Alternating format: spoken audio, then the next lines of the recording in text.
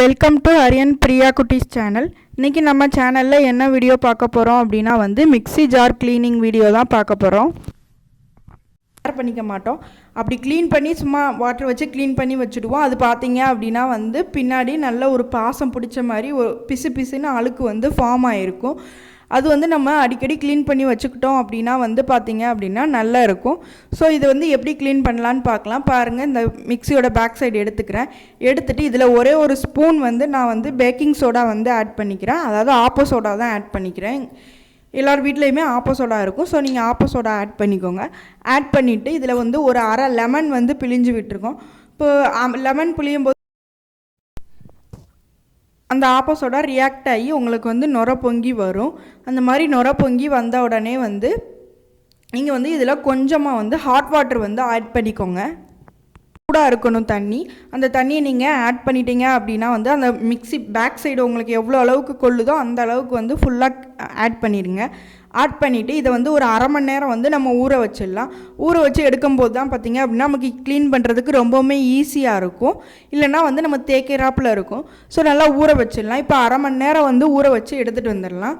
பாருங்கள், இப்போ நான் அரை மணி நேரம் ஊற வச்சு எடுத்துகிட்டு வந்துட்டேன். இதிலே பார்த்தீங்க அப்படின்னா ஊறினதுலேயே பாதி அழுக்கு கலண்டு வந்திருக்கும். ஸோ இப்போ இந்த மாதிரி ஒரு ப்ரஷ் எடுத்துக்கோங்க. நீங்கள் நார்மல் டூத் ப்ரஷ் தான், யூஸ் பண்ணாத ப்ரஷ் வச்சுருப்பீங்க இல்லையா, அந்த ப்ரஷ் எடுத்துக்கோங்க.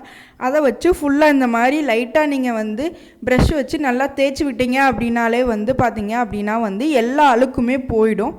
பாருங்கள் எவ்வளோ அழுக்கு வருதுன்னு பாருங்கள். இப்போ ஃபுல்லாக இந்த ப்ரஷ் வச்சு நான் க்ளீன் பண்ணிவிட்டு காமிக்கிறேன். பாருங்கள், நல்லா க்ளீன் ஆகிடுச்சு.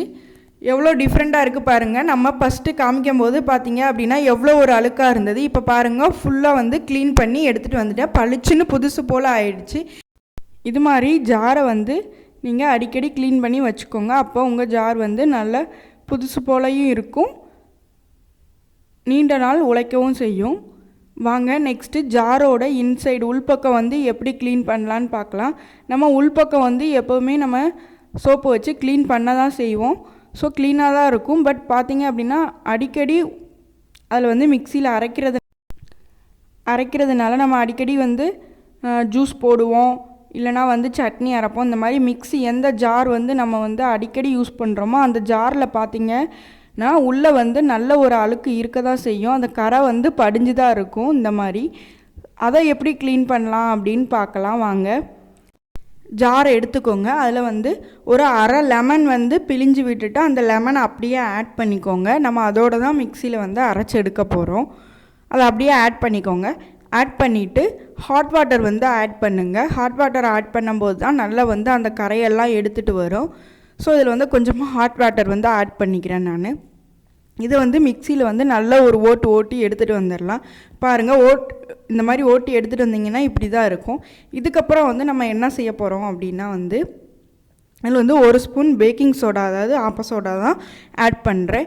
ஆப்போ சோடா ஆட் பண்ணிவிட்டு நீங்கள் திருப்பி இதை மிக்சியில் நல்லா 2 ஓட்டி எடுத்துகிட்டு வந்துட்டீங்க அப்படின்னா நல்லா க்ளீன் ஆகிடும். பாருங்கள், இந்த மாதிரி நல்லா அதோட நுர பொங்கி வந்திருக்கும். இப்போ இதை க்ளீன் பண்ணி நார்மல் வாட்டர் வச்சு க்ளீன் பண்ணிவிட்டு வந்துட்டீங்க அப்படின்னா நல்ல ஒரு க்ளீனாக ஆகிடும். பாருங்கள் எப்படி பளிச்சுன்னு ஆகிடுச்சு, புதுசு போல் ஆகிடுச்சு. இந்த மாதிரி நீங்கள் இது மாதிரி மிக்ஸியோட உள்பக்கம் வெளிப்பக்கம் 2 பக்கமே நீங்கள் அடிக்கடி க்ளீன் பண்ணி வச்சுக்கிட்டீங்க அப்படின்னா ஜார் பார்க்குறதுக்கும் நல்லாயிருக்கும், யூஸ் பண்ணுறதுக்குமே நல்லாயிருக்கும். எந்த ஒரு ஸ்ட்ரக் எதுவுமே இருக்காது. ஜாருமே எந்த ஒரு பிரச்சனையும் இல்லாமல் நீண்ட நாளுக்கு உங்களுக்கு வரும். கண்டிப்பாக இந்த மாதிரி உங்கள் வீட்டில் இருக்க மிக்ஸி ஜாரை அடிக்கடி க்ளீன் பண்ணி வச்சுக்கோங்க. இந்த வீடியோ ரொம்பவுமே யூஸ்ஃபுல்லாக இருக்கும்னு நினைக்கிறேன். தேங்க்யூ.